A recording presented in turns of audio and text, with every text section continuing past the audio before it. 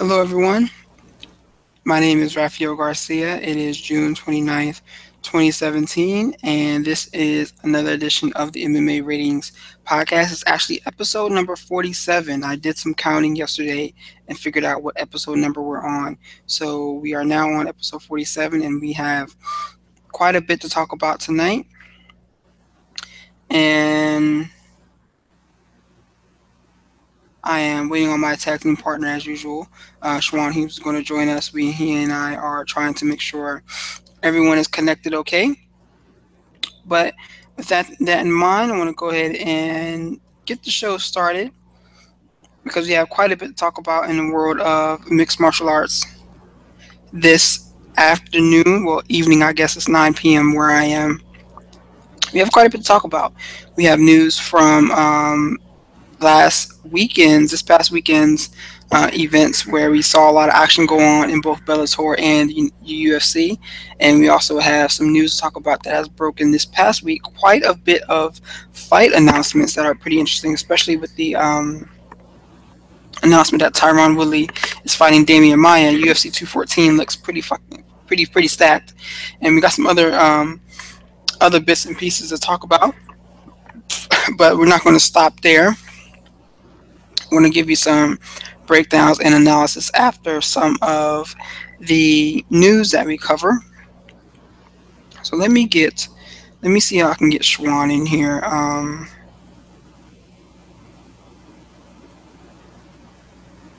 Yeah. Anyway, I'm going to give him a couple more seconds. He'll probably be joining us in a moment. But first and foremost, I want to say thank you to everyone who has followed us, who is listening to our show live, and who is also checking us out on all of our media channels. We are available on iTunes, SoundCloud, Stitcher, and also YouTube. You can be sure to find us all there. Definitely check out the MMA Ratings site at MMAratings.net. And remember, we are the only outlet where you can rate the fights based on your own opinion. So be sure to go there, click the stars for how often you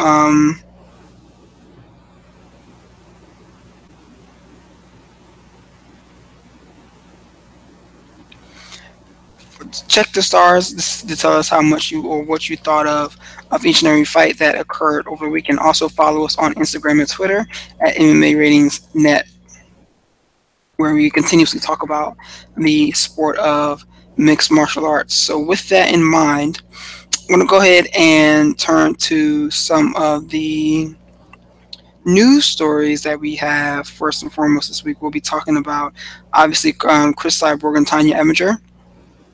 We're going to talk about Donald Cerrone and Robbie Lawler. You know, that fight was rescheduled this week. We have JDS and Francis Ngannou.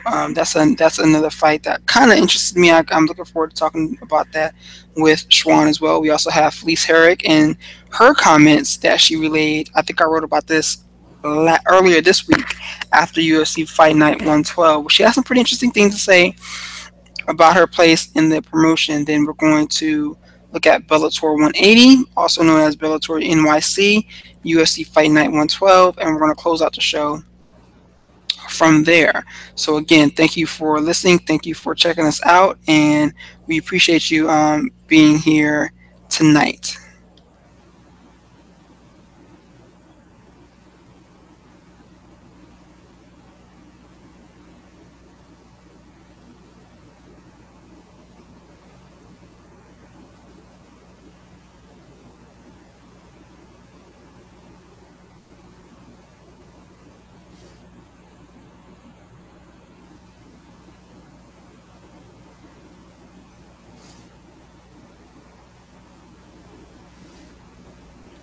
So first and foremost, I kind of want to start with, oddly enough, I kind of want to start with Felice Herrick because she has some pretty interesting comments Sunday evening after her win over Justine Cage at UFC Fight Night 112. She definitely put on a strong performance, and she pulled out a very gritty victory over a game opponent.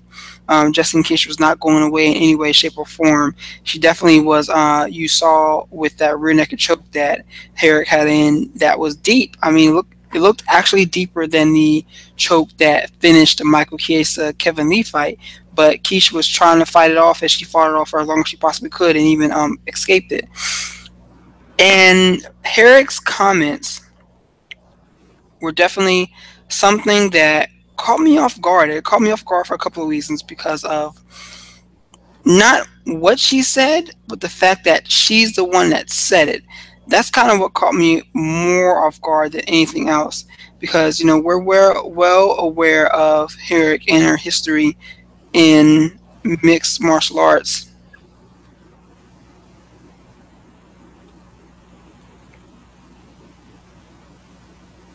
And we're kind of aware of where she is and what she's done in the past.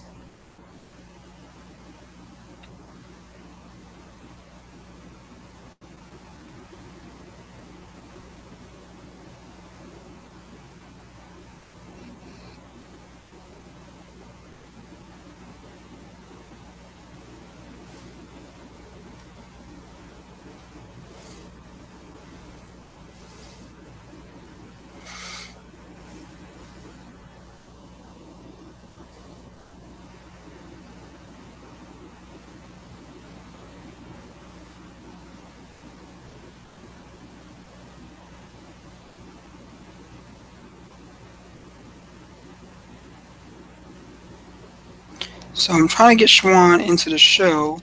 He's having some technical difficulties.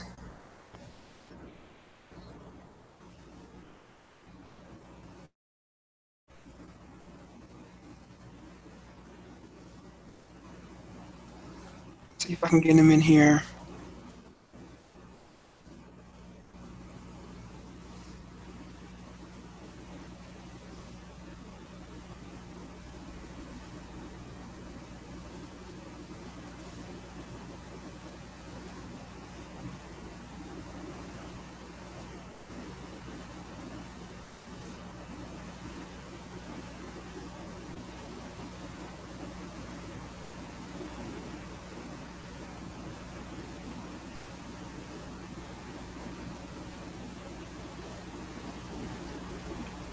Let me try to get him in on the show. Let's see. Um,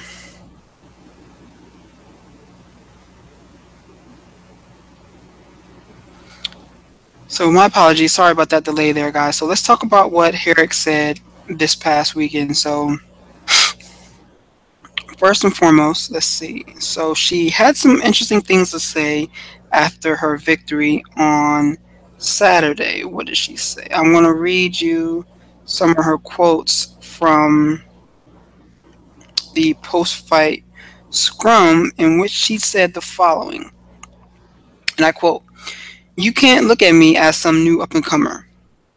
Sometimes I feel like I'm not young and beautiful enough for the UFC to want to promote me. It's sad because I've really worked hard to be here. It's hard to see these people who haven't been through what I've been through. They got into the UFC at the right time and they're getting all these opportunities.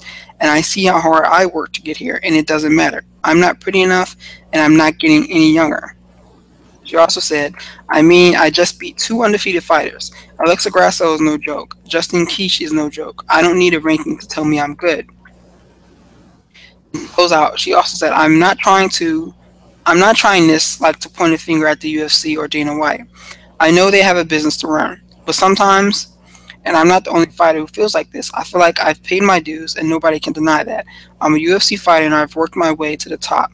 So I would like a little more love. That's it. Now, Herrick is 4-1 in the UFC. She lost that one fight to Paige Van Zandt, and that's a fight that she was even winning the first round, if I believe it correctly. She's been in the game for quite some time, and I believe the UFC has her ranked right now. She's sitting in the top 10 in the strawweight division. She is currently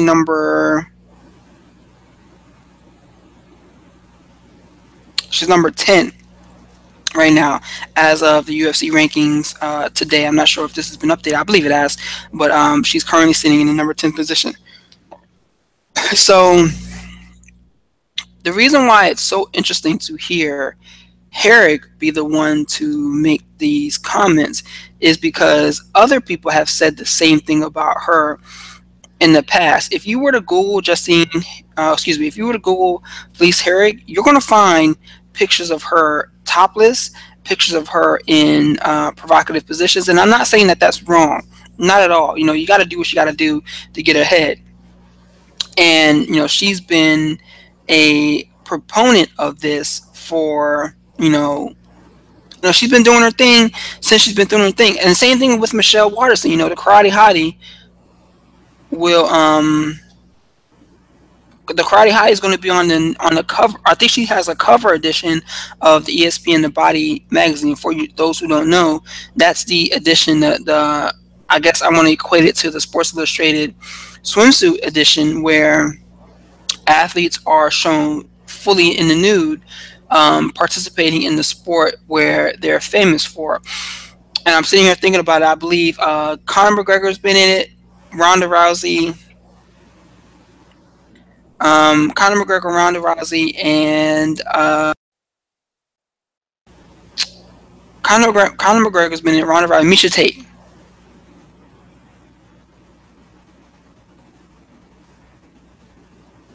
They've all been featured in the body issue, and now Michelle Waterson is included in that group. So now, sexuality and women's MMA definitely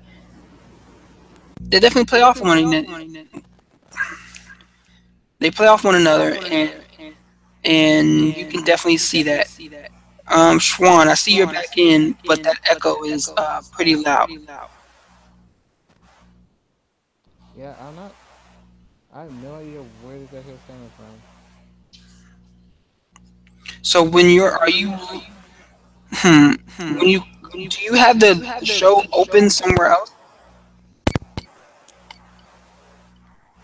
No, I closed out of everything else. It's just me talking now. Okay. Uh, uh, hold on one second. So can you hear me now? Yeah, I can hear you. Can you hear me now? Yep. Yes, sir.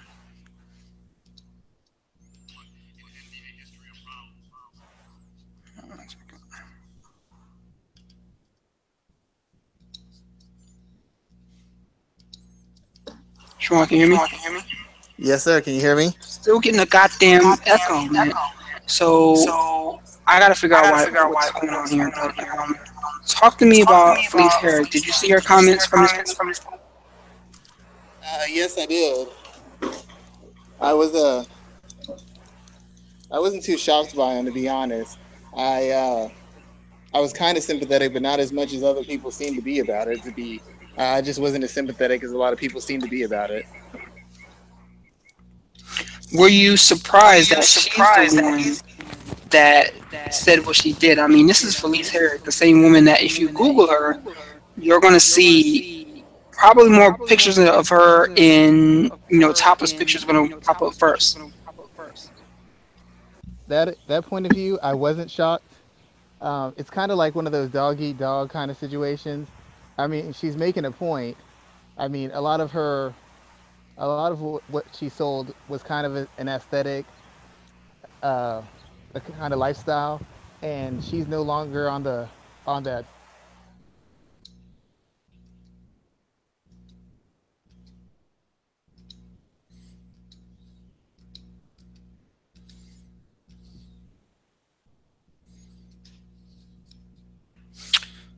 Schwan, see if you can unmute your mic.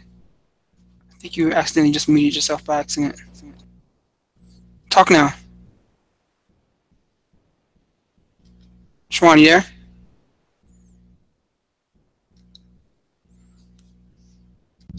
There you go. Okay, can you hear me? Yeah, I can hear you. All right, go ahead. Sorry about that. Yeah, like I said, I felt bad for her because I mean it's what comes around. It's the whole nature of sports. The younger, more exciting, more talented prospects are going to kind of take your place, And she always had a leg up on a lot of the girls because she was the attractive one or the sexy one or however you want to put it. And now she's getting to the point where that's no longer a viable selling point for her compared to the other girls in her division. And so it's kind of part of the game. It happens to guys too. I mean, that's the thing I kind of didn't understand why so many people were so sympathetic, because the same thing happens to guys. If you have more of an appeal, more of a look, you're going to get pushed harder. Even if you're a good fighter, you're going to be pushed to the back. They're going to try to find the person who's the most marketable person, and they're going to push them forward. The only option you have is to keep on winning fights, preferably win all your fights, but in the best part, win the majority of your fights so you can stay in the discussion and hopefully get your opportunity moving forward. So what's interesting is that this comes out the same week that Michelle Watterson appears in the body issue of ESPN. Like, does that correlate in any way, such a form? Not really. It's just they picked an athlete. I mean, they want an athlete with a look. That whole thing is you want a top level athlete and someone who has a look or charisma as well as that look. It's not just a matter of who's the best player, who's the best person. I mean, they have Ezekiel Elliott in there. Some would say he's not the best running back or the best player in the NFL, but he has the body type and the look, and he's good enough, so they put him in there. And I don't know that they made her an offer, but Felice Herrick really isn't, as far as I know, isn't really a crossover star outside of mixed martial arts and maybe some of the fringe aspects of mixed martial arts. She's not really well known. She doesn't have like a commercial with a big brand or anything like that. Michelle Watterson's kind of a known property outside of mixed martial arts. Felice Herrick isn't. And she can't even blame the UFC for that because she does her own social media. She's had a big social media influence. She's had a big social media influence. Can't even the UFC. That's just, she hasn't broken those barriers. She hasn't made those steps forward in her career or in her marketing of herself. So when you listen to this situation, how do you think the UFC is going to respond? You think that they respond positively, or will they respond negatively? I think that they're kind of going to ignore this, just based on her track record. Even though she's what 4-1 in the UFC right now, so I mean she has a point. She is making a run. Well, this is the thing that people forget, and I because I always seem to be this person on Twitter and on the show. But the fact of the matter is, Felice, she she wanted one of the big stars, one of the people who get pushed. She asked for Paige Van Zandt. She demanded Paige Van Zandt. She said, "I'm the test. I'm gonna expose her." She fought Paige Van Zandt, and she got beat the fuck up by Paige Van Zandt. Had she won that fight, we wouldn't be having this conversation right now. Paige Van Zandt, which she did, and she can tell me her mind wasn't right. She was depressed. She was sick. Her training was messed up.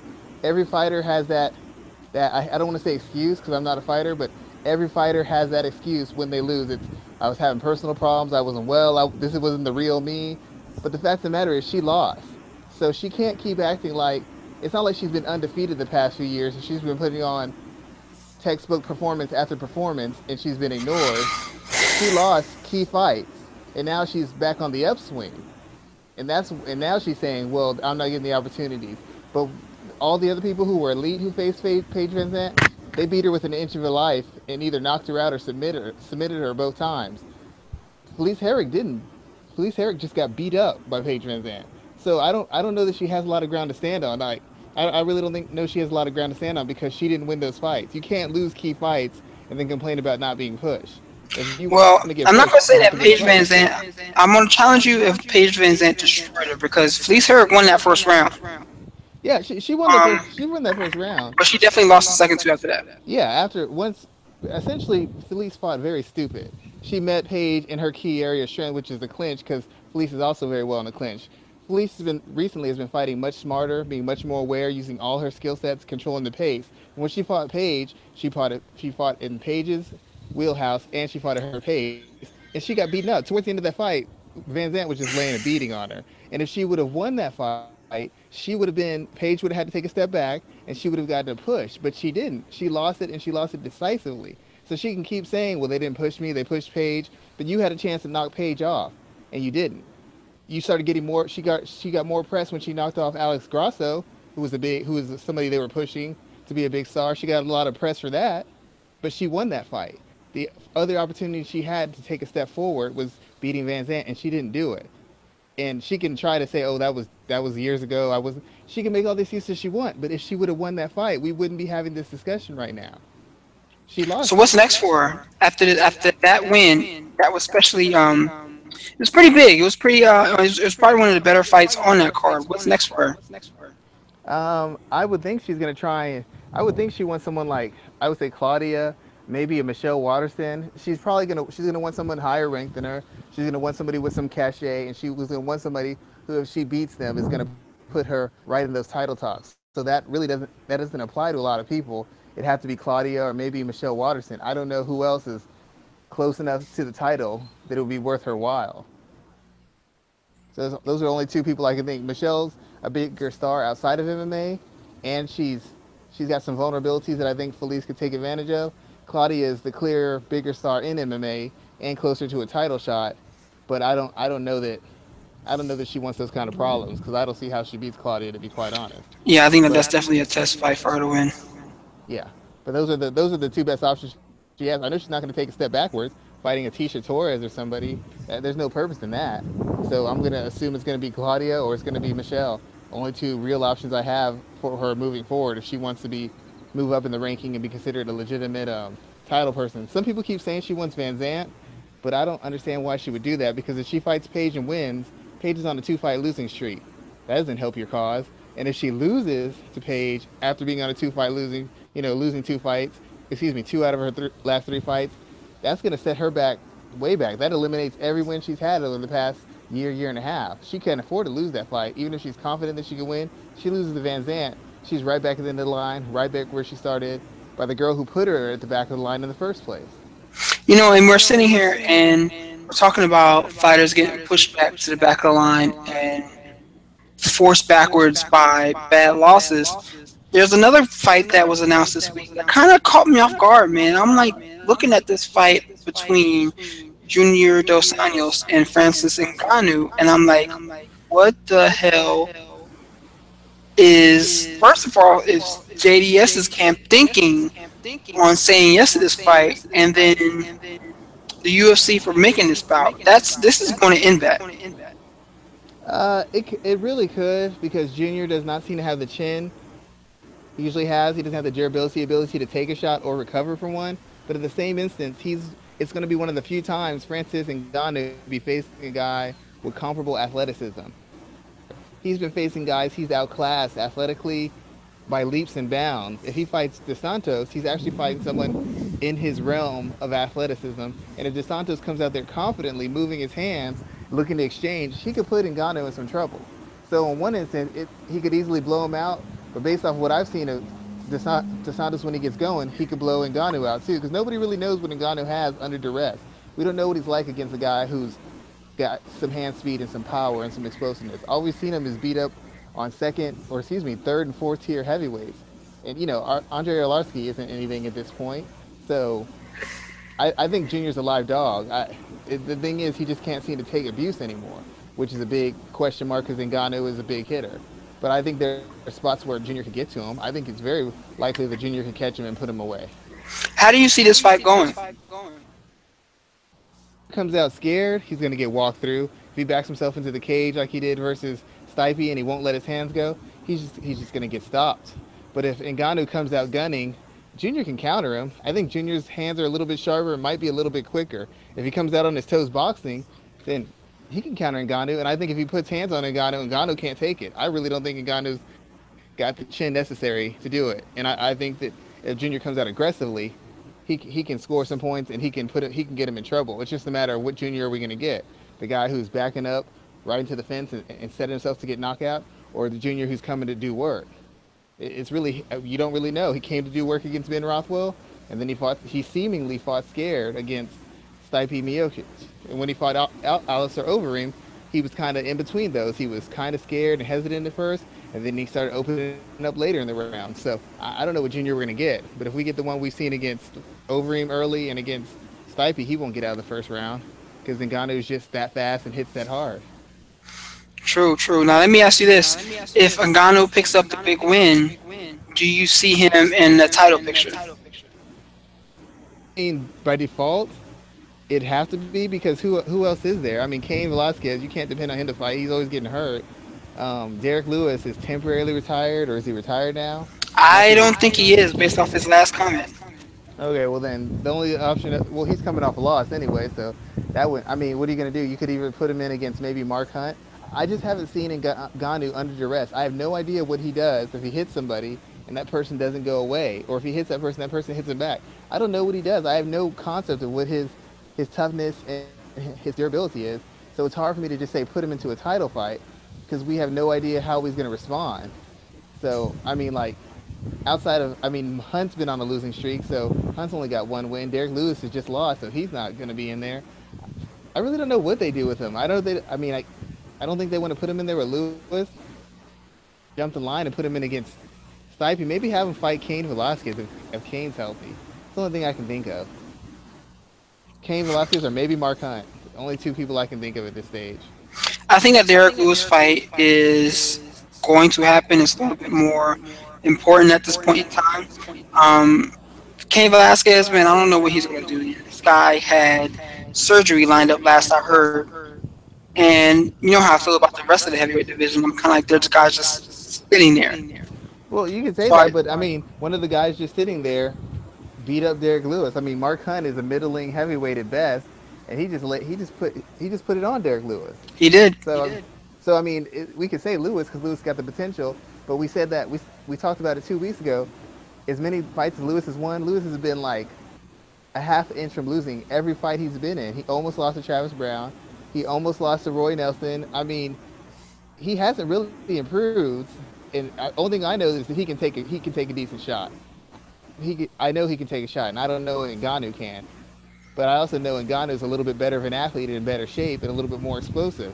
So what's the likelihood that before Lewis gets to him? True. That's definitely some good. That's some good breakdown there. I'm not sure when this fight is going to occur, but oh man, I'm going to watch with bated breath, kind of with my eyes covered, because I think that this is going to end badly and it's going to be pretty violent. Yeah, yeah. I mean, the sad thing is with the heavyweight fights, we always keep thinking it's going to be these dynamic knockouts, and it always ends up going rounds and It kind of does. getting slow. It's like nobody even has any faith that the heavyweight's going to get knockouts now. It's like, oh, this fight won't go past the first round. 3 rounds later, or something Yep, like, oh my and then it's god. 5 rounds, and then it's 6 rounds, and then it's, excuse me, 5 rounds, and it's like, what the hell? You got guys gassing, throwing one or two punches, running away, leaning on the fence because they can't stand up anymore. I mean, I know they're world class athletes, but it's really hard to say, I deserve the same money as JJ Watt. JJ Watt does his job, and he ain't tired after 25 minutes of doing his job, man. And you can tell me it's fighting and it's different, but that's a job you chose. You should at least be able to be in shape to compete in it at a decent pace, and that's we don't see that in heavyweight MMA very rarely. We don't see that. Out of 5 rounds, you might get about a good 7 minutes out of 25. Yeah, definitely for sure. Another fight I wanted to talk about. There's two other men. There's obviously we got the Damian Maia and Tyron Woodley fight. We're going to cover that in a second. But let's talk about Chris Cyborg and Tanya Evinger. So Evinger is stepping in for Megan Anderson. Anderson is pushed out for, I believe it was visa reasons. So now we have Chris Cyborg fighting probably the one woman that the UFC did not want to sign in Tanya Evinger. Now, Evinger has gone on record in saying that she thinks that the UFC didn't sign her because she's older. She's not as attractive as some of the other women. And whether you want to believe that or not, Evinger has put together the wins that kind of says she deserves to be within the UFC. She's a normal bantamweight coming up to featherweight to fight Cyborg for the featherweight title because they stripped GDR of the belt. I think Cyborg's going to win this, but I think it's going to be ugly. I think Evinger is going to push her kind of in a way that Marlos Conan pushed her. But, in saying that, Marlos Conan got battered along the way. Break down this fight for me and tell me what you think. I don't think that Evinger is going to be an easy out at any shape or form. Well, first off, I have to comment. What what the hell is wrong with Megan Anderson and her team? Like, I don't know what's going on. It could be something serious. If it's a visa problem, that's just inexcusable. Like, how do you demand this fight for months and months and weeks and go out on every social media and every show and every I want the fight, I need the fight, I'm the person who's not scared, and then as soon as you get the fight, like a week and a half later, you have to pull out of the fight. I mean, no offense to that. That's irresponsible. That's poor management. That's just every sort of mixed up thing you could possibly have. So I don't know what's going on with them, but that's a real bad look, and that might have consequences moving past her career, moving forward with the UFC. So I Yeah, I'm don't not get going to that at disagree all. with you there. That's not professional. I'm sorry. I mean, whatever happened, it's just not professional. As far as the actual fight, I think Evinger is actually the tougher fight. As good as much as I've seen from Anderson, she's athletic, she's long, she seems to have a high work rate and some athleticism with her striking.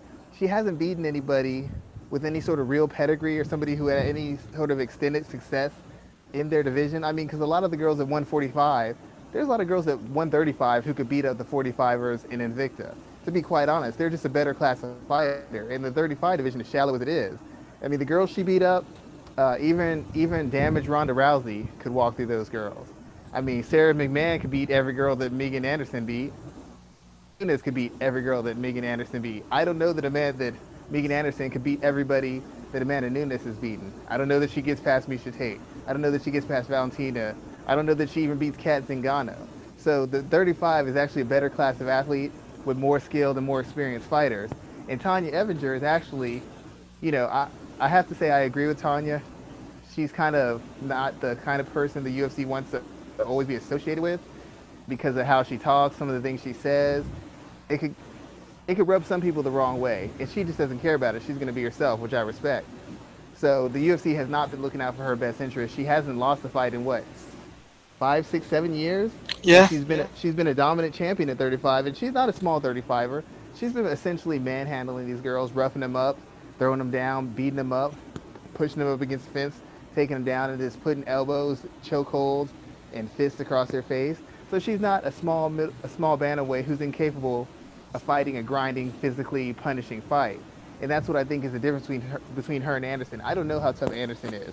I saw Anderson take some shots from people I don't consider big hitters, and I don't consider particularly dangerous fighters, and she seemed a little bothered by it. And that's not what you want to see going in against somebody like Chris Cyborg. But with somebody like Tanya Evinger, who has a wrestling heavy background, she's going to be a little bit more physically stronger and a little bit stouter than a striker, especially a striker like Anderson, who likes to work at range and work at a pace. That's not a fighter who gets in and makes fights dirty and grinds on you and leans on you and beats you up in close. That's the kind of fighter Evinger is. So Evinger should be more likely to handle those clinches and handle those grappling exchanges, maybe even force some grappling exchanges with Cyborg. That's going to be the big difference. That she had the physicality to kind of push and extend Cyborg past a round one or past a round two, take some of that explosiveness away, so that when it gets into like later in the round two or round three, Cyborg's power isn't as much a factor, and her counter punching and her all-round striking advantage isn't as much a factor. That's really what Tanya Evinger brings to the table: toughness, and aggression, and a physicality that should be able to offset some of the huge physical advantages that Cyborg had.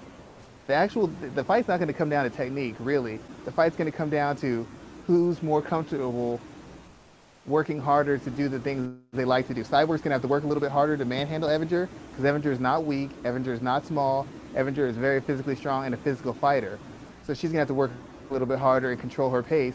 Evinger is not going to be able to ragdoll Cyborg. If she takes her down, Cyborg's going to get back up. The cage, against Cage, Cyborg's going to push her off of the cage.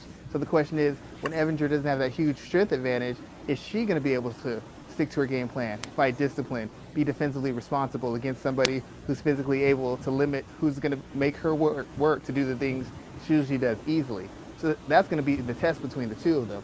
Which person can handle working a little bit harder, taking a little bit more punishment, and going a little bit further than they're typically used to doing.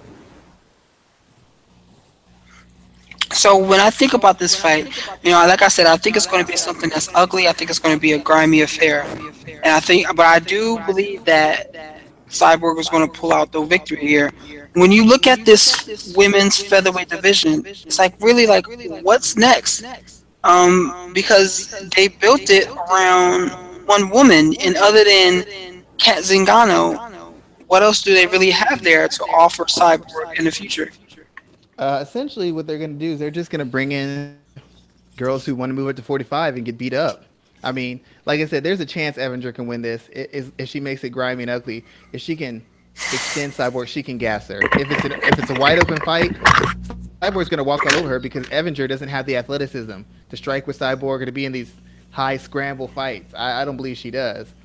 But if Evinger somehow won, I guarantee you a lot of people would move up from 35 to fight her because they think she's beatable. If Cyborg wins, they're gonna have to pay out huge amounts of money to get some girl to come up and fight her. I mean, that's all to it. The reason we're getting this fight now is because nobody else in the UFC wants to fight her. Holly Holm doesn't want to fight her. Jermaine Durandamy doesn't want to fight her. Amanda Nunes doesn't want to fight her. Nobody wants to fight her. So they can't find somebody to fight her, so they had to go to Invicta. That's the only reason Evinger's in here because nobody else wants to do it, and they figure, and in my mind, the UFC figures Cyborg's gonna punt her head into the second row of the Coliseum or wherever they're fighting, so they might as well put her in there. But I mean, really, nobody wants to fight her, so it's hard to build a division, and it's hard to set up fights for her because everybody's ducking her. And that's why they had to go to the extreme of getting Tanya Evinger. I mean, I guess if Anderson gets her stuff straight, they can fight her, but she's already beat up everybody in Invicta.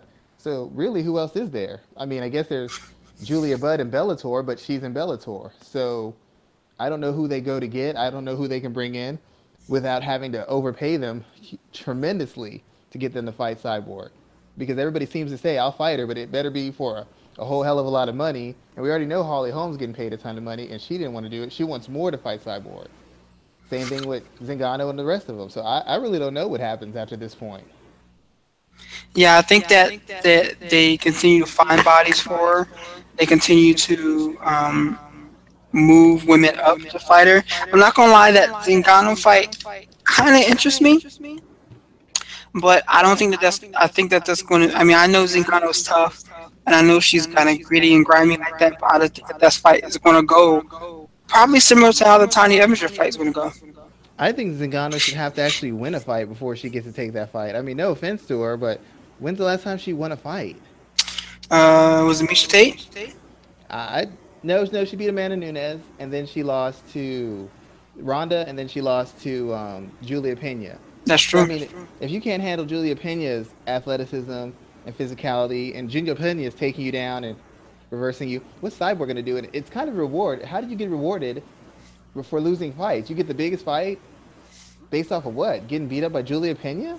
Mm, I suppose. I I mean, think she's getting like the awarded the fight because no one else won it.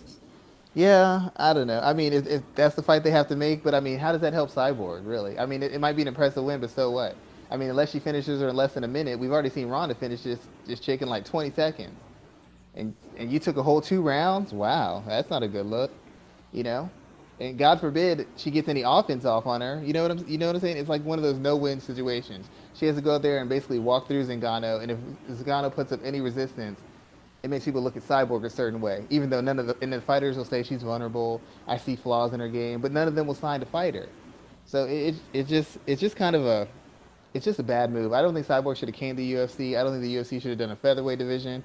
I really think Bellator, she should have went to Bellator where they're going out of their way to find people and they're invested in her. I still don't think the UFC is invested in her. I still don't think they believe in her. I think they're just dealing with her because the big star got knocked off and this is the best thing they got going. Because nobody cares about Amanda Nunes. You're right. No one really cares about it. Yeah, I mean, think about it. Um, Cyborg hasn't had a fight. Cyborg's not even wasn't even really in the UFC like as an official weight class fighter, and she gets still more press than Amanda Nunes defending her belt. Like it's ridiculous, and she's not even fighting somebody in her division or someone who fought for the UFC, and it's making more news than Amanda Nunes defending her title for the what second time mhm. in a grudge match rematch. And nobody's talking about that. It's all Cyborg. Who's Cyborg gonna fight? Somebody stepped up to fight Cyborg. Oh my God. Oh now and she's got the Tanya Evinger angle, and Evinger is huge in the MMA community. So this fight is gonna far overshadow Nunes Shevchenko unless it's the greatest fight of the year.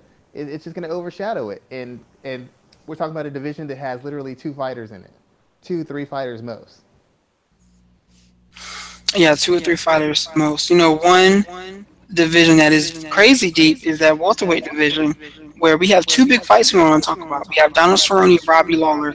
That fight is getting moved. Then we also have Damian Maya and Tyrone Woodley. in like of Cerrone Lawler, I'm very excited about this potential matchup. I'm not mad at it being moved. If Cerrone has the blood infection that he mentioned, okay, no problem. I understand that it needs to be moved. But is that a fight that I think that's a fight that's really going to tell where both of these men are, where health wise, because they've been through some wars as of late. They've been stopped violently as of late, and I think this fight is really going to be one of those moments where it's like, man, one or both of these guys are punch shot. Yeah, yeah, I'd have to agree. I was actually going to do an article on Donald Cerrone, and then I thought better of it because when I was writing it, I was like, man, like anybody who likes him is probably going to be trying to fight me, and if they see me on the street, but all the stuff I was saying in it was true. I mean, like, really, if Robbie Lawler isn't completely shot, I don't see how this is really competitive. I mean, it's an action fight. I don't see how it's competitive at all. Robbie Lawler does all the things that Donald Cerrone isn't good at dealing with. Robbie Lawler is a vicious body puncher. I've never seen Donald Cerrone take two consecutive shots at the body and not fold up. I mean, I'm sorry, I haven't seen it. Melvin Guillard's hurt him with body shots. Pettis cut him in half. Dos Anjos essentially had him quit as a result of a body assault. And Robbie Lawler is bigger, stronger, more explosive, and hits harder than all those guys. Even at this stage of his career, he's still a more damaging body puncher. Donald Cerrone doesn't have the greatest chin. For some reason, he's got this image of being like a real tough, rough, physical fighter. He's tough and rough when he's distributing it. He don't take punishment really well. Nate Diaz lit him up, dude. Nate Diaz beat him up. I saw Ed Ratliff putting hands on him and hurting him on the feet. Jamie Varner, all these guys who don't hit, even at their best, don't hit as hard or as savagely as Robbie Lawler hits right now. So as much as I like his skill set, and I think he's a very balanced fighter and he's improved, it seems like a fight that could get really ugly really fast unless Robbie Lawler just can't take a shot anymore. Because Donald Cerrone isn't a one-shot KO guy. He's not really a big hitter, to be honest. I mean, he really isn't. So I mean, Tyrone Woodley knocking you out with one shot, that's nothing to be ashamed of. Tyrone Woodley can knock a lot of guys out with one shot. He almost knocked out Wonder Boy with one shot. But unless that's done permanent damage to Robbie Lawler's chin, and I don't know that it does because Lawler took a lot of time off and he's really getting himself set to take this back on. I don't see how Cerrone wins it outside of submitting him, because Lawler just has historically a better chin, better power, better boxing, and just more durable as a fighter. Yeah, man, I think that this is a bad fight for both, man. I think we're going to see these guys on a decline, kind of like we saw with Carlos Condit and Dan Hardy after their fight. And I think that it's going to kind of be a downward spiral from here. When Yeah, this fight I does hope they're getting occur, paid well. I hope they're getting paid yeah, very well for it. I think they will. They definitely will. When this fight occurs, who do you think is going to come out on top? I haven't seen Lawler do anything at all. I guess I'm gonna say Lawler, because at least he's been taking time off. I mean, even though Cerrone's run at welterweight hasn't been against a high level opposition, his last two fights at welterweight, he's taken a lot of punishment. He's taken a lot of punishment. Against Matt Brown, he really got touched up a little. He got touched up. Against Rick Story, he got a little touched up, and against Masvidal, he got laid out. I mean, he got really beaten up and hurt. So I really think Lawler has a better shot at getting off early. Cerrone doesn't always start fast, and if Lawler jumps on him right away, I think Lawler can put him away. I don't think he can take Lawler's power. I think Lawler, even if he's not all the way there, should be able to handle Cerrone's shots, at least initially, enough to land his own. Hmm. There's another welterweight fight in there I want to talk about where we had Tyron Woodley and Damian Maia. This fight was just announced for UFC 214. Man, we have John Jones, Daniel Cormier, Evinger, Cyborg, and now Woodley Maia, which is supposedly the main event. A lot of people are interested in this fight, and I understand why. There's an interesting matchup between a stellar grappler who's turned into a striker against, or excuse me, stellar wrestler who's turned into a striker against probably the best grappler in mixed martial arts, maybe history. I'm gonna go ahead and say it. I look at this fight and I look at it from a paper standpoint, and I think that this is a fight that Maya can definitely win, especially if it hits the ground. But break it down for me and let me know what your thoughts are on this welterweight affair that was just announced. It's like one of those fights that can go either way. Like it could just be a blowout for Woodley the first time he touches him. Because I've seen Maya get knocked out by lesser hitters than Woodley. I've seen him get hurt. I've seen him get beat up by guys who don't hit with one half of the power that Woodley hits. So I can see Woodley landing a knee, a big shot, and just icing Damien completely. But then I look at it the fact that Woodley, all of his offense is based off of him backing up himself and then kind of exploding as you step in. If he doesn't land that shot, if he misses, and Maya gets in on his body and gets a hold of him, it's essentially over because I've yet to see someone who Maya gets his hands on not not not get submitted, not get brought to the ground. And I don't have any confidence in Woodley's overall submission defense or his ability to maintain top position or his ability to control Maya at all. Everybody keeps telling me he's this great wrestler. He hasn't been for like 3 or 4 years. He just hasn't been that guy. And I've never seen him against a really legitimately gifted submission guy. I haven't seen him anytime recently about it. So like I said, he could back up and just land something big on Maya and put him out. But the thing about Woodley is Woodley doesn't throw a lot of. If you watch him fight, he doesn't have a wide range of shots he throws. It's not like he throws a bunch of uppercuts and hooks and cross counters and pull counters and knees and kicks. He really kind of throws like 3 to 5 shots, and it's usually the first two are what he throws the most. If he doesn't land that and Maya can slip it or Maya can get under it and he gets his hands on him, it's a whole new world. Because Maya's kind of like Jake Shield. He's not dynamic with his takedowns, but once he gets his hands on you, it's hard to separate yourself. It's really hard to separate yourself. And as much as Woodley says he's not afraid to hit the ground with him, I have to believe It should be. he has to have some concern for it. I mean, Masvidal is a better grappler than him. Gunnar Nelson's a better grappler than him. A lot of people are better grapplers than him, and they're cautious about agreeing on the ground with Damian Maya. But you expect me to believe Tyron Woodley has no fear of it all? I mean, if that's what maybe it's true. I don't believe it. So I mean, it's one of those fights that could literally go either way and just that quickly because I don't think the technical gap on the feet is as wide between him and Maya. Maya just doesn't have the power or the athleticism to really compete blow for blow on the feet. But as far as the technique they use and the range of techniques, I'm not going to say there's that big a gap. But on the ground, it's immense. I mean, it's another world. It's not even close on the ground. The thing that separates them is the athleticism. Can Maya get to him before he gets finished? Because Woodley is just that explosive. He hits just that hard. He doesn't even have to hit you clean. And Maya at this stage, I don't think his chin's all the way there. I don't think his physical strength is quite what it was. And I know his foot speed and his quickness isn't there either. So it's really just a matter of does Woodley's timing and explosiveness win the day? Because based off of technique, pure technique on the feet, I think Maya could hang with him in spots, but on the ground, there's no chance. It's literally can Woodley get him before Maya gets his hands on him. And what's crazy is like if this fight does hit the ground and Woodley's on top, that doesn't mean he's safe No, at not all. at all. Damian Maya shown You thought he played it safe with Wonder Boy on the ground? Oh, you haven't seen nothing yet. You have not seen nothing yet. like that does not make him safe to be on his back against uh Damian Maya, not in any way, shape, or form, because Maya has a very aggressive guard. Like that's the thing that's scary. Like his grappling is extremely aggressive, and that just does not work well for someone who is patient and able to lay in your guard and think he's going to throw elbows on you one day.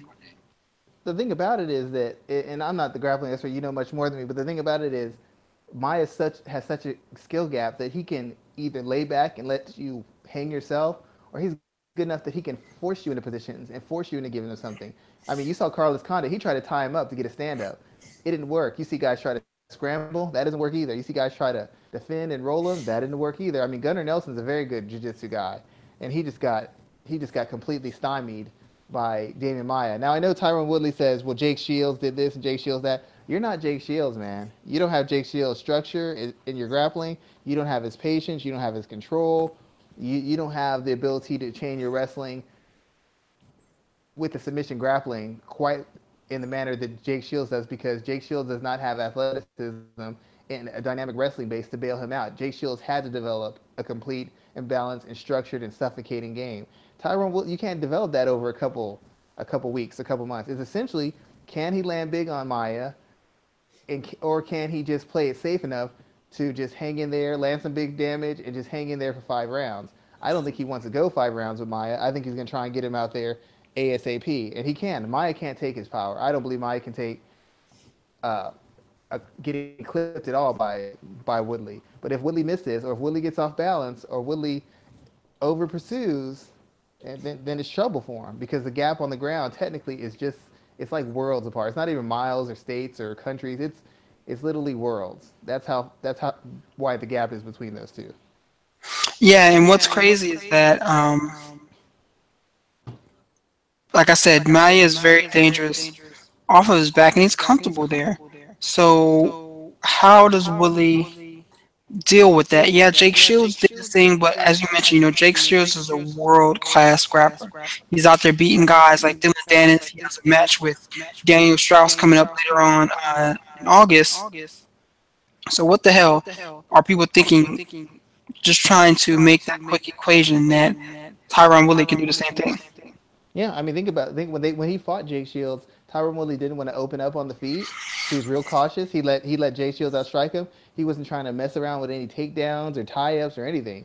He was just trying to avoid any sort of extended grappling exchange at all because he knew what would happen to him. He's seen it happen to better. He's seen it happen to world class wrestlers, world class fighters, and he didn't want no parts of it. And we already know Tyron Woodley is perfectly willing to make a fight boring and ugly to keep his title. He's done it before.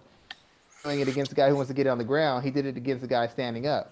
We know Hmm. he'll do whatever it takes. If he has to stick and move, run, he'll do whatever.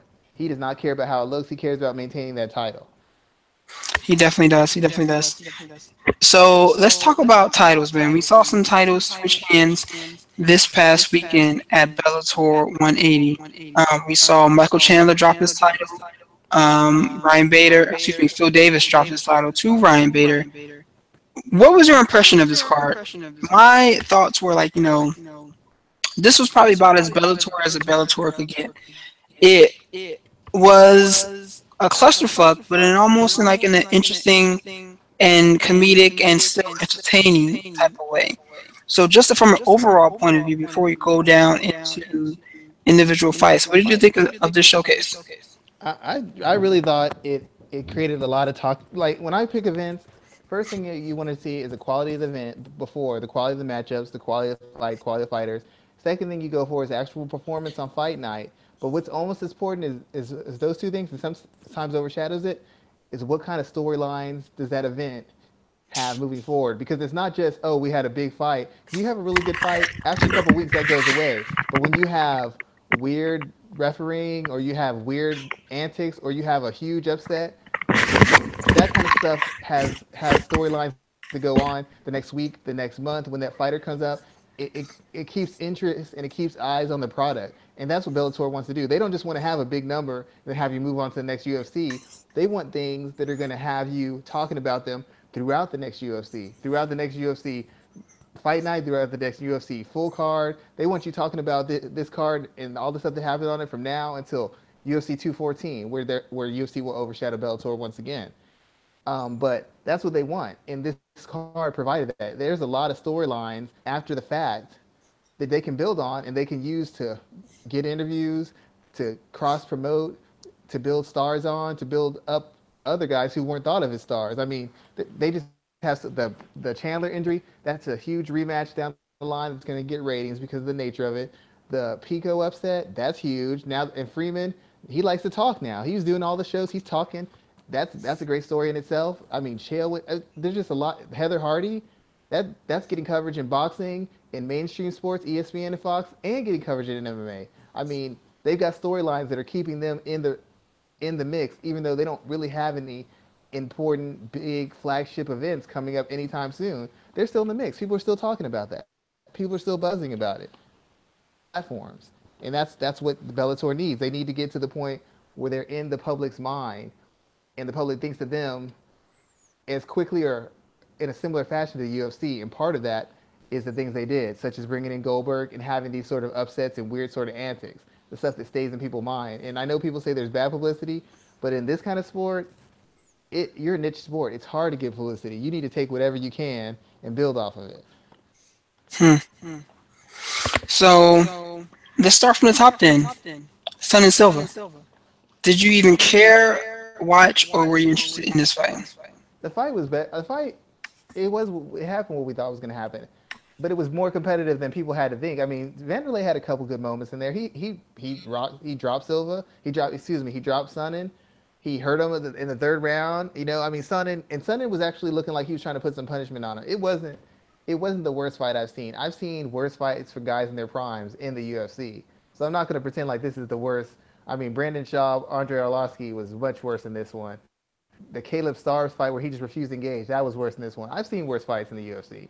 So I can't even say that was a bad fight. And it was two guys of a similar age who had a story. The fight was Vanderlei had some moments, Chael had some moments. It was good enough for me. I mean, it wasn't an important fight as far as the divisions, but it gave Chael a win.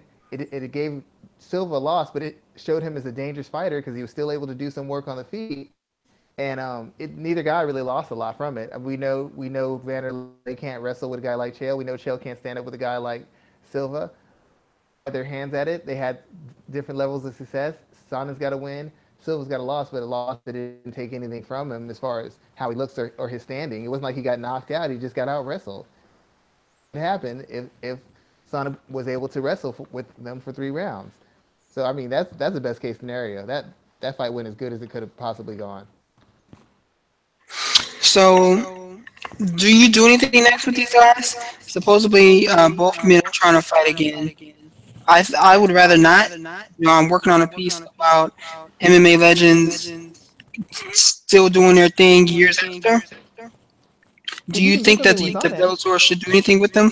You can do things with Sonnen because their middleweight division is really shallow. I mean, they could have welterweights move up. The fact is, Sonnen, with his wrestling ability against some of the guys they have in Bellator, he could still win fights as long as he can get a takedown. He's good enough to control guys and to just ride them out for 3 rounds. But he's old enough and he's slipped enough physically where guys who aren't great grapplers or aren't good defensive wrestlers are going to have opportunities to do damage on the feet, to land knees, to land punches, to defend him and put some leather on his face. Right at that balance, but there's guys in the Bellator division he can beat right now. There just are. I mean, no matter what you say, he's faded. He's not as sharp as he used to be. But when he fought Tito Ortiz, Tito's like a light heavyweight who's essentially a light heavyweight who's essentially a small heavyweight fighting a light heavyweight. Tito had like what 3 fights in Bellator. I mean, he'd been active against a pretty not the greatest level comp, but he'd been consistently fighting. Chael hadn't fought in years coming in. That I was actually shocked by the result. I thought Chael was going to win, to be quite honest. I mean, I really thought Chael was going to win. So you can do stuff with Chael because he's not just getting blown out or beaten up or KO time after time after time. Even in the UFC towards the end of his career, he was still fairly competitive. He submitted Shogun Rua, the same Shogun who's on a 3-4 fight win sheet right now in the UFC. So you can still do something with Sonnen, especially given the lack of depth they have in that division. Silva, as long as you give him a guy who's willing to fight with him and exchange with him, win or lose, he's going to be exciting. Either way, I mean, and you can do stuff with him too. I don't know that it's a little bit of a dicier proposition with him because in those striking exchanges, that age catches up with you quickly. But you can still put fights on him that people will be interested in. And with Sonnen, you can still put him in because he won his last fight. And with his skill set and his approach, he can still be competitive. Randy Couture was competitive in a very shallow division for years. In Bellator's middleweight division, Chael can be very competitive for at least a couple years and get a couple more big ratings or big events off of him. Yeah, I don't disagree with you in reference to that. I don't want to spend too much time on those two guys because I don't think that they were the stars of the evening. Let's talk about. I don't want to spend too much time on Fedor either. Him and Mitrione did their thing at heavyweight. Mitrione got the victory. Is there anything that stands out with you in reference to this? Not really. I mean, it went the way it could have went. Either Mitchell was going to get knocked out, which he almost did, or Fedor. If Fedor would have hit him a little bit harder, he would have finished Mitrione because he would have been on top of him. It was like a 50-50. One guy, the younger, bigger guy recovered quicker and got on top. It easily could have been the other way around. Easily could have been the other way around. I mean, they You, do have the Chael Fedor option. They could do that. That is true. That could still sell. I don't know that do they'll you do do it. that though? I mean, Chael's a safe guy to fight. His stand-up's not really dangerous. He's a middleweight. He's not really big enough to maul Fedor on the ground. Fedor should be able to get back up and make it a striking exchange, or Fedor should be able to submit him from the ground as well. So it's a, and if he loses the Fedor, that's not a loss that takes away from him either. And he shouldn't knock Fedor out either. So, I mean, he could sell the fight. He could sell it, and they could make it, and whether whichever way it goes, Fedor won't get knocked out. Chael might get submitted, but we've seen that before. I don't think he gets knocked out. Well, he could get knocked out, but Fedor's a heavyweight, so that wouldn't really take any shine off of Chael either. So that's a fight that could be doable, and they could still sell it, especially because those guys are in the same age range. As long as you have legends fighting guys in their age range, you don't have a problem. It's when you have them fighting these 20-year-olds. That's when you start seeing embarrassing fights. Yeah, I can definitely agree with you on that. There. Let's talk about. I don't want to talk about Demon Gracie. Let's skip over that. What Yeah. about Michael Chandler losing his title in probably the most controversial way I've ever seen with that ankle injury? What did you think of this? And should the Bellator already make a media rematch? The thing I think about, I thought he was actually had a broken bone, and when they said it was actually nerve damage, that could have come from getting kicked. I mean, I hate to say, Brent Primus was talking about his kicks and how dangerous they were and the nerve damage they can do and how he ruins guys with them in sparring. And I'm not saying that's what happened, but he did say that before the actual event. He said his kicks could do huge damage because he kicked especially low and he damaged his guys' legs with them. So for it to be like a cramp or some kind of nerve damage that limited him, I know it might be a coincidence more than something he did on purpose, but the fact that he mentioned it kind of gives it a little bit more weight. And if he actually had damage done from, even if it was from him bouncing around, that's part of his fighting style. So that could have happened at any time. The fact is, Primus took advantage of it and made it worse by kicking him in the leg repeatedly. So I mean, it's kind of wonky the way it ended, but they'll probably do an immediate. Well, I don't know how long he's going to be out because of the injury. Some people say it might be a couple of months.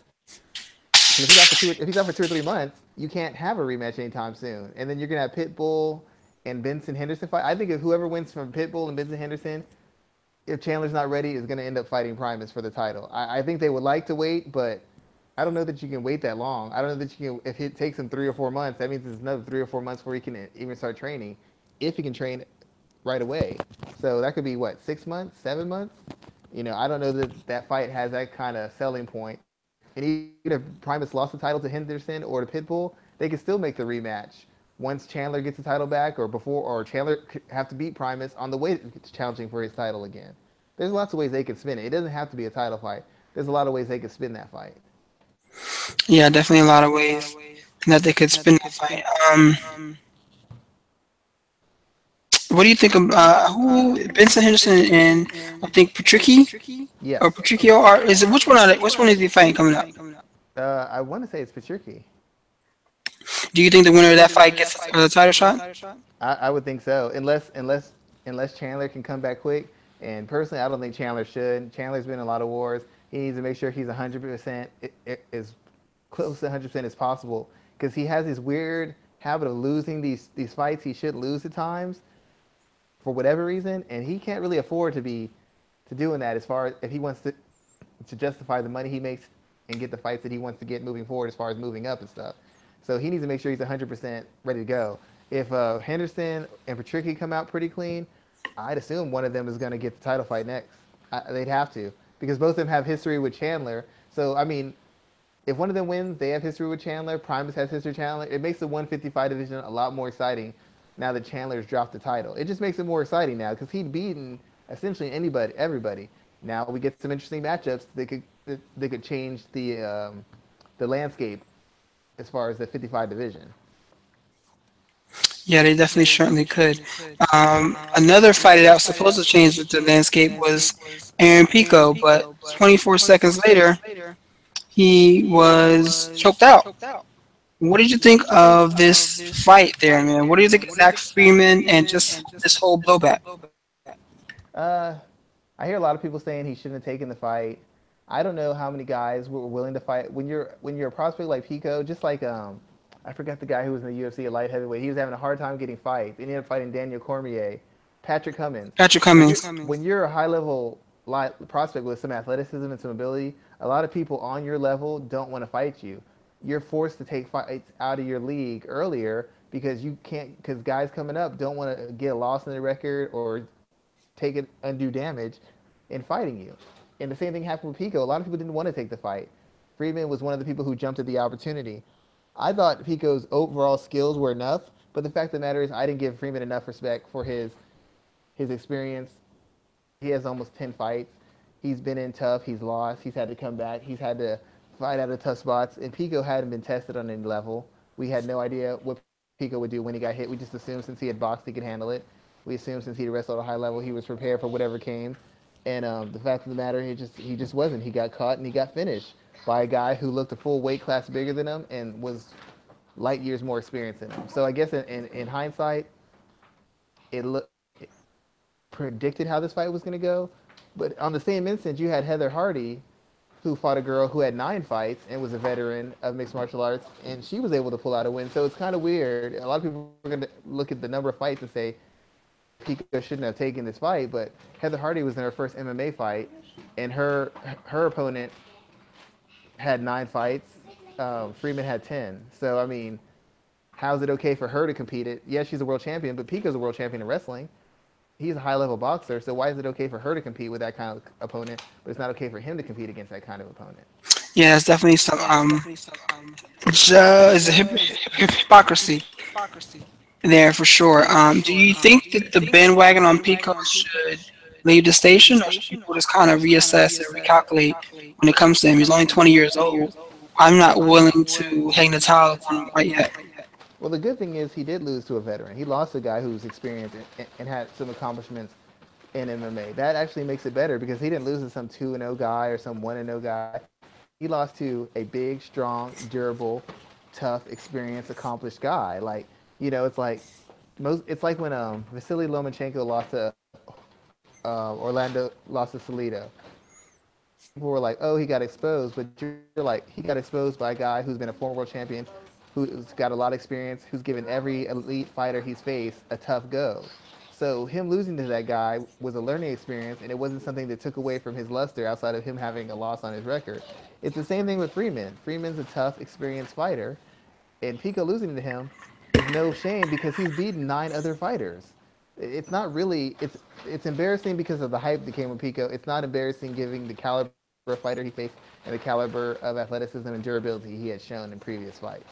So I don't think he loses a lot. In fact, his story becomes more interesting now because we want to see if the prospect does he try to go for the Olympics and then come back into MMA. Whenever he comes back into MMA, it becomes a bigger story now because they're going to see if the prospect in the hype train is willing to face adversity and come back. We saw what happened to Ronda when she faced some adversity. The minute she faced him, it was over. She's took a year off. She retired. If Pico comes back, it's a big story. If he comes back after winning an Olympic medal, it's an even bigger story. So I think the story just got bigger, and Bellator has bought themselves another big pay per view or ratings event next time he fights. Either way, and Yeah, they I can developed a new definitely. star. They have a new star now. They definitely did. They definitely did. And I think that they can kind of leverage both of those men. Speaking of new stars, man, we got James Gallagher, whatever his name is, and Heather Hardy. Both have some pretty impressive debuts. When you're looking at both of them, which one stands out more to you, Gallagher or Hardy? I would say I would say I would say Hardy. Gallagher's win was impressive because his wrestling isn't super clean and his striking isn't super clean. But Machida isn't like his brother, and his brother's not the greatest grappler either. But his brother's a legitimate grappler. Machida can't grapple. Gallagher's a grappler. The main question was, is Gallagher going to be able to get his hands on Machida and get him down? Once if he got him down cleanly, nobody doubted that he wouldn't be able to finish. It was just a matter of whether he's going to be able to close, get it on him efficiently, and get him down. Once that happened, we all knew it was going to happen. So that fight wasn't as a shock to me. It was either going to go one or two ways: knockout for Machida, takedown, and finish for Gallagher. Heather Hardy is actually more impressive because this is her first MMA fight, and yes, she wasn't facing a girl with a great record, but she was facing a legitimate, experienced, tough, accomplished mixed martial artist.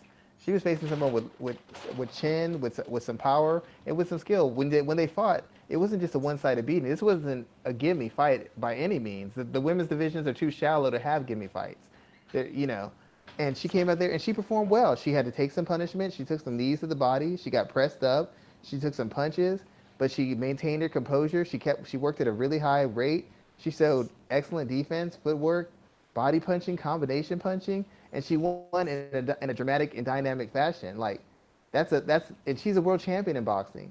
So her story resonates in mainstream sports. It resonates in boxing. I mean, I was looking at boxing sites and they're talking about Heather Hardy, and then you look at the MMA sites, they're talking about Heather Hardy. You look on ESPN, they're talking about Heather Hardy because there's not a lot of legitimate stars in women's mixed martial arts.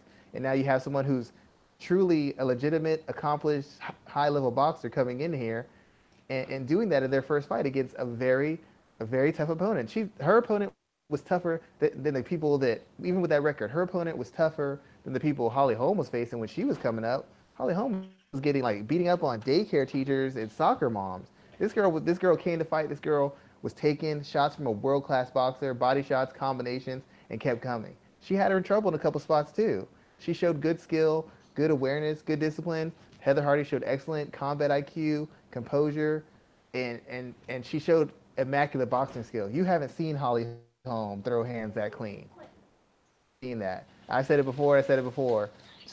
I'll say it again. Heather Hardy is the best boxer in women's MMA, and I already know that Holly Holm is a former champion in women's MMA. But you don't need to tell me that because Heather Hardy's a better boxer. You've seen Holly's hands. You've seen Heather's hands. Oh, the difference. I know you saw the crispness. Yeah, there's definitely some difference there. Hardy had some struggles early in the fight, but she was able to turn things around and get a very important win, especially when you look at what I believe Bellator intends on using her in the future as a big star for the organization. Yeah, and she actually speaks well of boxing because she's a legitimate current champion, and she speaks well MMA. She gives MMA its respect, and she's shown she can perform at a decent level in both. But she gives it respect, she gives acknowledgement. She really could be a breakout star because she's somebody who doesn't. She's the one who could speak on both ends. She could talk. She could do a lot for Bellator. She could cover fights for boxing. She could cover fights for women's MMA. They could really do a lot with somebody like her. She's got an outgoing personality, and she's willing to challenge herself. She's willing to go in there and challenge herself. She didn't have to come over and do this. She chose to do this because she wanted to fight. She wanted to be active, and she was willing to fight on a small card. She was willing to fight on Invicta. A current world champion is willing to fight on a smaller organization's card. Hey, and CM Punk, a guy who's accomplished nothing in any legitimate combat sport, insisted on being in the UFC. Just think about how silly that sounds. Current world champion, fight wherever you can get me a fight. I'll fight Invicta, Bellator, wherever. CM Punk, oh no, I can't take a regional. I can't fight a regional event. I can't fight at a smaller card. I got to be in the UFC. Got to be in the UFC. So that she's a big star, and I think they could do a lot. I mean, Gallagher's huge, but we already knew what he had to offer. We knew he has a fan base. Nobody could have expected this kind of reaction to Hardy. Nobody could have expected it. Yeah, I think it'll be interesting to see what Bellator does with both these individuals in the near future. I think that they have someone that they can leverage, and they're both young, and there's someone that they can build into homegrown stars of their own. Yes, very true, very true. So let's move on to UFC Fight Night 112, where we saw more foolishness, especially in the main event, where Michael Chiesa was submitted by Kevin Lee, and he didn't tap. Plain and simple, he didn't tap. Mario Yamasaki stopped the fight when it looked as if Chiesa's body kind of relaxed. But this has been the talking point of this fight and of this event since Sunday. So tell me what your thoughts are. Did Yamasaki do the right thing, or was he completely out of touch? It's like Yamasaki wants someone to fire him for being a referee, but everybody just won't do it. It's like the bad kid who does everything they can to get in trouble, and everybody just keeps excusing it because they don't want to ruin the bad kid's future. Like I don't like to rag on refs, and I know it's a hard job, but he just keeps on messing up so badly. And the worst part is, you see fights where guys are getting beat within an inch of their lives, where they could have brain damage. He's letting them take 62 punch combinations, and he ain't stopping fights because somebody's in a rear naked choke. He's stopping it early. Like that's the time you let him go all the way out. Ain't nothing gonna happen if he goes out. He'll go out, he'll wake up, no brain damage, no nothing, seconds later. But you're letting people take 82 punch, knee, elbow, kick combinations, and you're not stopping fights. But a rear naked choke, you have to jump in early. Like it doesn't make any sense. It makes no sense whatsoever. Justine Kish almost had her head twisted off. Nobody stopped it. Holly Holm was swinging in air because she had a, a tight rear naked choke on her. Nobody stopped that fight. But the minute Kisea looks like he goes a little limp, you wait. Like aren't you supposed to give him a warning or check his hands or something? You just that's it. It's done. He looked done, so he's done. No, let him go limp. Let him not fight. Let it be the way it is. Because it especially looks bad because of the way Kisea jumped right up after he let it go. The minute he let it go, he was already up. I mean that was just a really bad look. And Yamasaki's just butchering calls left and right, man. It's funny because me and some of my coworkers, as we watched the fight, joked about it. Like if this was a WWE match where the ref had to pick the fighter's hand up, drop it, pick the fighter's hand up, drop it, and then let him catch it and kind of get Hulk up. Um, Yeah. Chiesa looked. I won't lie. He looked like he was on. He was going out. His body looked like it relaxed. He stopped hand fighting, and he was in a bad spot. So I'm not so much mad about that aspect of the stoppage. But Yamasaki could have done more to make sure it was the right call at the right time. Have you heard Kisea's explanation for it? And the complaint he's filed? Yeah, I have heard that. And I'm not trying to say that I'm not saying he wasn't out. I don't know. I wasn't there. But his statement falls in line to what I know of different defenses to escaping the hold. And I'm not a grappling expert, but what he's explaining to people, it makes sense to me. I've had people say, okay, you get stuck in this position, you can't have fight, then you do this, you relax, you buys you a little bit of time, you can turn, you can slowly turn, and you can get out. Because that person will have been squeezing for how many seconds, and your arms can't maintain that continuously. If you can just hang on a little bit, you can get out of it. So what he's saying on the technical and strategical level makes sense. And all Yamasaki had to do was wait another 5 seconds, and there's no question. 5 more seconds. I mean, you've seen him let guys take unnecessary beatings for 10 to 15 seconds longer. But he couldn't let 5 seconds longer go for a choke? I mean, I'm not going to disagree with you. It's just a bit. I mean, it's almost. I started thinking of it as a pro wrestling thing where like it's one of the four horsemen.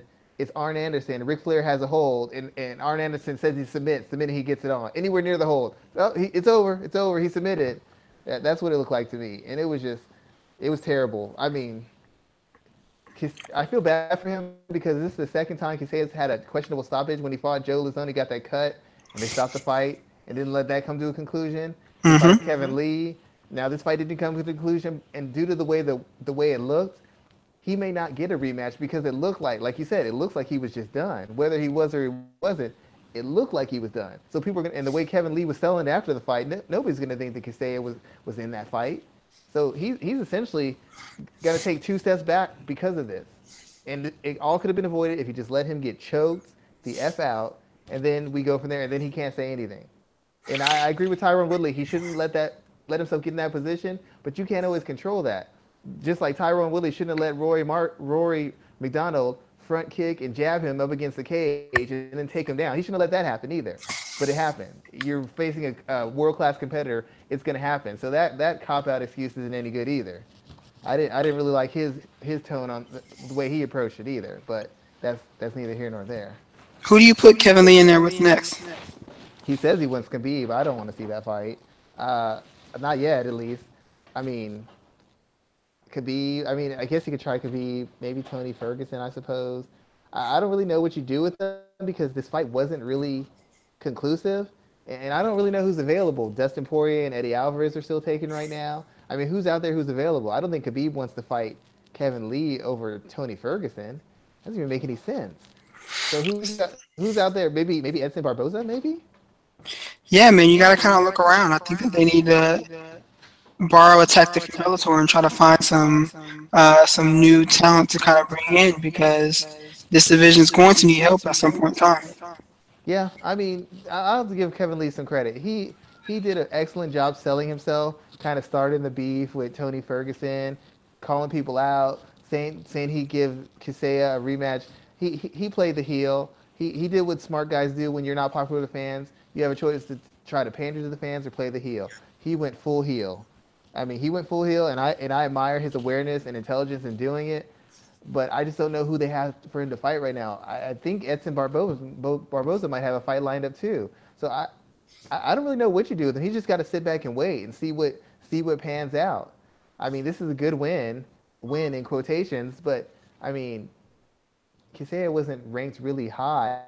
So do you really go from him to Khabib Nurmagomedov or Tony Ferguson?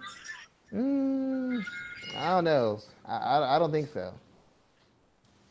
Yeah, I can definitely agree with you on that. There were some other bouts that kind of caught us out. We talked about Fleece Herrick and Justin Keach.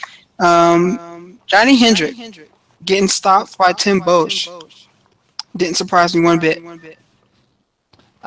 It didn't totally shock me. I thought it'd be more competitive because I know Lombard isn't a big middleweight, but Lombard is more explosive, a little bit quicker fisted and footed and dynamic than Boach. I figured that the Hendricks I saw versus Lombard would be able to move around and kind of set a pace and a volume and get some work done, and maybe get some transitional takedowns, and maybe just out hustle Boach in spots. I talked to Marcus Davis about it. He seemed pretty sure he didn't really think it was going to go past one round. So he was pretty sure it was going to be a stoppage. And even though he didn't tell me a specific game plan, I already knew it. A lot of it had to do with Boach establishing that teep or that front kick that keeps Johnny away from the range to land his right hand or his left hook or his big left hand. It keeps him out of the range he's comfortable to get his offense going. He needs to get into a certain range to get going, and then he can move from range to range and be fairly effective. So once he kept disrupting him, hitting him to the body, keeping him on the outside, he was able to dictate the pace of the fight, use his length and his size as an advantage by pot shotting Johnny at range and then chopping away at the legs, and then eventually going up top. I mean, essentially, if you can control the range, so you can control, maintain, and extend the range, the fight, in my eyes, was more or less done. Johnny's not going to. That's one of the disadvantages of being a welterweight moving up. He can't stay on the outside. At welterweight, he had a hard time staying at the outside. But at middleweight, he just can't do it. Too many guys are too big. They can take his shots a little bit better because he landed that left hand a few times, and he didn't put Tim on skates. So he's gonna have to be able to work on transitioning from ranges to get in on guys to make his athletic advantage to bring it to bear. He can't be stuck on the outside like that against guys that big who are durable and can crack a little bit. And that's what happened. He got stuck on the outside and just got chopped up. The weight loss thing, the weight thing is a little disappointing. I know he said he was sick, but that wasn't a good look for his that wasn't a good look for him at all. That was kind of a bad look right there. Yeah, it definitely was. To see him get stopped like that But was congratulations to Marcus, friend pretty. of the show, and congratulations to Tim as well. Yeah, definitely for sure. And then we also had BJ Penn looking like a shell of himself out there. I'm hoping that he's done. I'm hoping that that's it. What are your thoughts? It looked like he thinks he got robbed after the fight. He looked angry, like he thought he won it. And even though he looked like a shell of himself, I have to admit, fighting an older guy, he did look better than he did against Yair. He made it through the whole 3 rounds, and he actually had some moments of success. He doesn't have enough explosiveness to get those takedowns. If he could have got a takedown early, he could have finished Seaver. If he had more of a diverse game, that jab and that right hand he was landing would have been more effective. But BJ is kind of not. He's kind of like Faber in the instance that he hasn't diversified his game or his weapons. But unlike Uriah Faber, he still doesn't have his athleticism. Faber kept most of his athleticism to the point where only the elite guys were able to beat him. He was still able to, pot shot and take down and transition with all the guys who were under elite. BJ just can't do it. And he fought a guy who was in his age range and who had lost a step himself. And he looked competitive. He had a moment when he dropped him. I really thought he had a chance to win it. But I've never seen BJ drop somebody and get on top of them and then just lay there. I was like, so he dropped him. He has the fight where he wants on the ground, and he's still not finishing.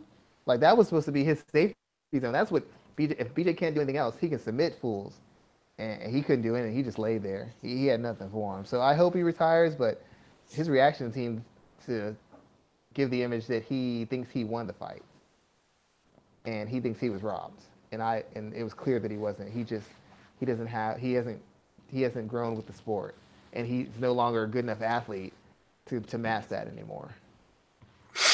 So when we look at the way he lost, both men, I think that there's really not too much left for them in the UFC at this point in time.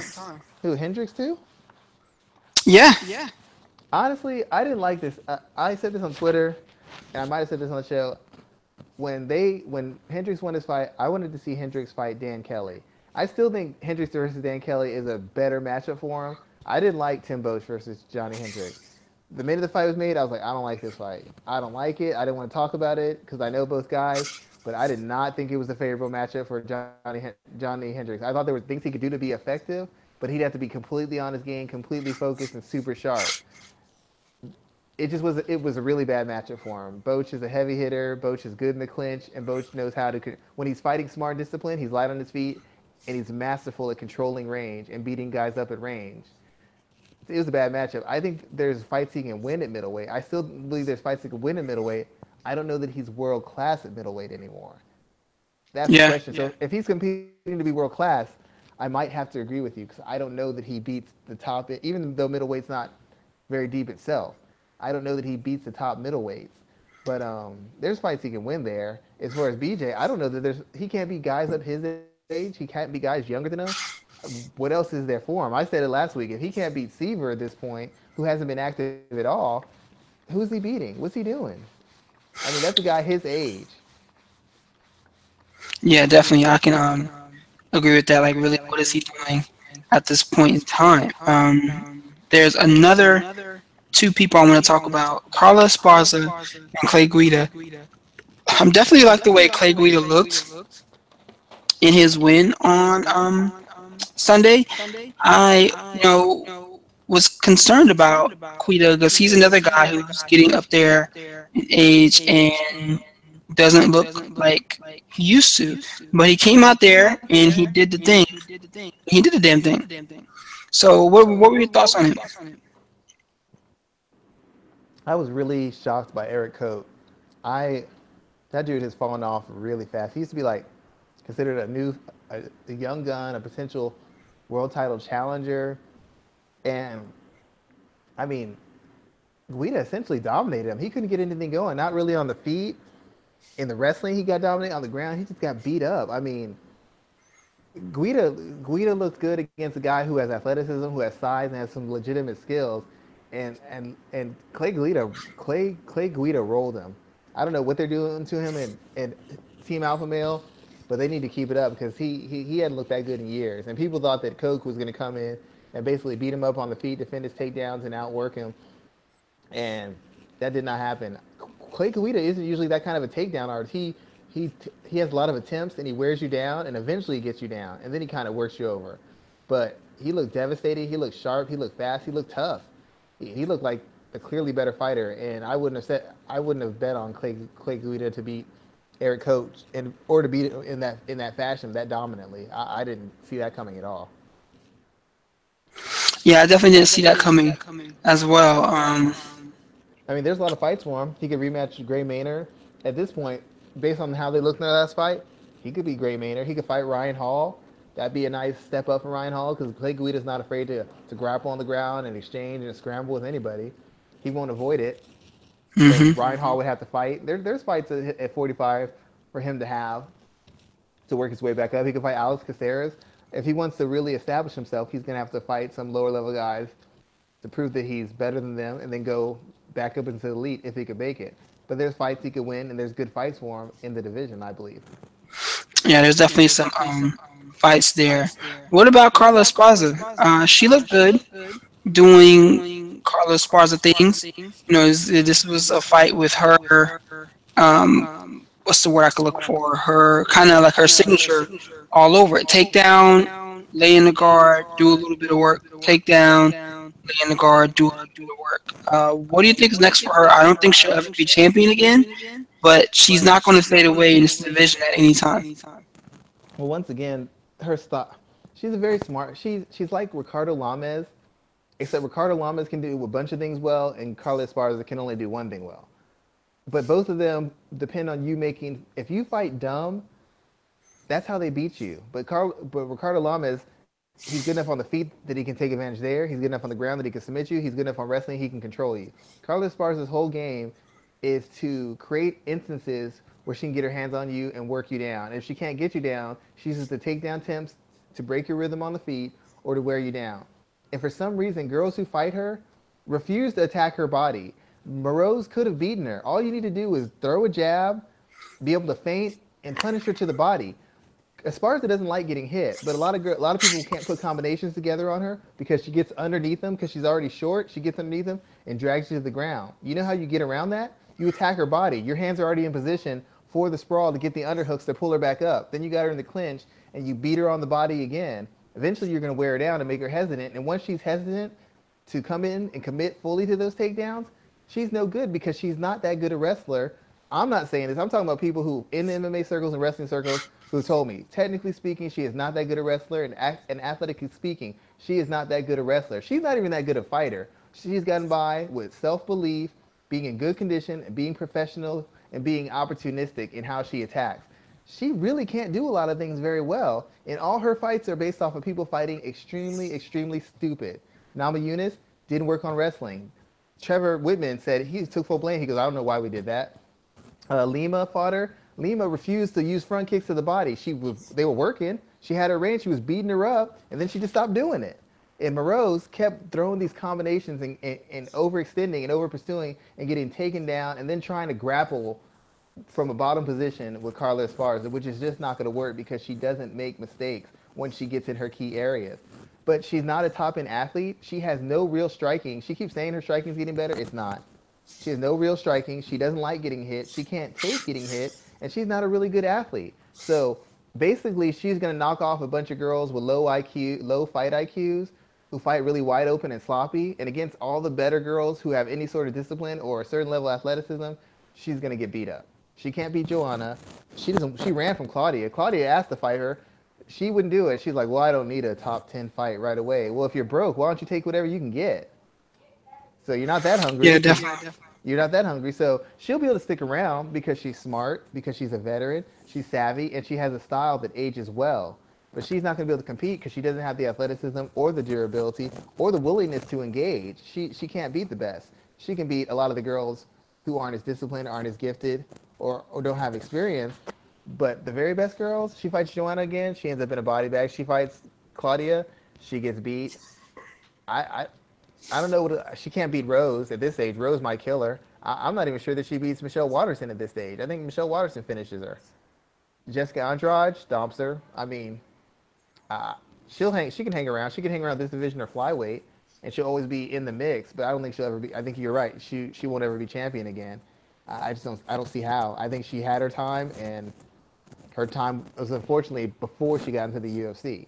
So I think she already peaked as far as her UFC career. And what's interesting about that is like this division is kind of getting stacked. There are a number of women there. You know, we just talked about a former champion not being able to defeat at least 5 women in the group. Yeah, make it 6 because Randa Marcus stomped her out too. So I guess there's 6 people she can't, and she won't fight Felice Herrig because they're friends. So it's true. Just make that 7 people she can't beat. Definitely true. Essentially, the top 10 she can't beat is the way it's looking. If you look at it objectively, essentially from the top 7 to 10, she can't beat them because she's either not a good enough athlete, not a good fighter, or she knows them and doesn't want to fight a friend. Mm-hmm. So what does that leave for her? Just to hang around the fringe of the top 10? Because I mean, she always talks about being broke. She needs to find some matchup. Yeah, she talked about moving up to flyweight, and I'm like, you can't even manhandle strawweights. You know, what are you going to do with these girls who are able to come in at a healthy weight and be full of energy? Are you nuts? I don't think she could beat Cynthia Calvillo either. So that make that 8. I can come up with more people who can beat her than I can come up with people who can't. That's the problem. That's the problem as a former champion. That's not a good sign. Definitely there. That's definitely a point there. What are you working on for this week, man? Let's talk about what we got coming for MMA.net. I'm actually I just finished writing an article for the tough finale next week. It's gonna be it's kind of a I've been trying a new spin on the breakdowns. I've been kind of doing it. I did a series with did a thing with Holly Holm and Betch Kohea a couple weeks ago, and it was like the guy Betch Kohea versus Holly Holm for dummies, and it kind of educated you on some of the historical habits and facts and how the fight happened and why the fight happening and what you could look for in the fight. It kind of breaks it down to a level for people who don't always know, who don't have a history in combat sports. They don't know certain things. So I'm doing the same thing with Anthony Pettis and Jim Miller. I'm kind of breaking down what it means to be a journeyman fighter, what it means to be a transcendent talent in the sport, and looking at key issues that often get overlooked when people start going on losing streaks or winning streaks, and trying to give people just not just the technical sense, but a look at the physical aspect, look at the coaching, look at the matchmaking, look at what it means before and after, look at historically how we got to this point, where this guy's ceiling is, where this guy's floor is, trying to give them a full picture. And you don't have to be a hardcore MMA fan to get what I'm saying. I'm breaking it down for people who just are casuals and just, want to have information, so when there's a conversation, when the fight's going on, they're not totally lost. So I'm kind of taking a different perspective on it, but that's the main piece I'm doing. And then I'll have another one coming out for the Ducote v. Letourneau fight that's going to be in Bellator, the de facto other half of the title challenge for the flyweight title in Bellator. Yeah, I'm working on. I want to do a piece about MMA Legends and like how that tour needs to kind of end before it ends badly, and we all see it happen firsthand. And I am also thinking about working on a piece covering Tanya Evinger and her entry into the UFC. I would look forward to that. That'd be interesting. I didn't know she lived. I didn't know she trained in Houston. I did not know that. That was news to me. I'm like, she's 4 hours away from me. Yeah, that's definitely some interesting stuff. I think it's gonna be crazy to see her joining UFC and how that kind of works out for her. And just for the fans out there, even though I have sparred and trained with fighters, I'm not dumb. You might notice a little bit more restraints in my assessment of Tanya Evinger from this point on, because it's only 4 hours. I can't take those kind of chances, man. No, I don't care that she's a world class fighter. I can't get beat up by a girl on YouTube. It's just not worth it. Nope, I would definitely. You best believe I would share that all over the place. I got kids. I would just run away and say I'm too much of a gentleman. That's gonna be my excuse. I'm not gonna fight you. I'm a gentleman. I'm letting you win this, Tanya. Yeah. That's gonna be my route. Because it is even worse to even try and then get taken down and beat up. Oh no, I can't. The Black Jordan Breen cannot recover. The brand cannot recover from that. So I'm gonna watch what I say. Speaking of sharing, definitely everybody, we appreciate you listening to our show. Please take the time to share it across your social media channels. Check us out on iTunes, Stitcher, SoundCloud. Give us a listen there. Like the YouTube video as well. Share that across your social media channels, and check us out on MMAratings.net. Also on Instagram and Twitter in the same place. Yeah, and people, we would love to have some of y'all subscribe. We're just cranking out consistent shows for you. We're gonna have some more guests on, and we want y'all to be engaged. People who listen live, you got questions you want to ask either before the show or during the show. Feel free to ask us. We're here for you guys. So we want to talk about the things you want to talk about. We want to increase your knowledge and understanding of the fight game and the fighters involved in it. So, you tell us who you want us to see if we can get on the show. You tell us what kind of subjects or questions you have that you want to answer on the show, and we're going to take care of that for you. We're very interactive, and we're very appreciative of everything y'all do for us, and we're just trying to give y'all the best show possible, but we can't do that without your feedback. So please comment and like us and subscribe. Definitely, and thank you for listening to us tonight. We appreciate your time, and we will be back next week for another edition of the MMA Ratings Podcast. All right, good night, guys. Have a great one.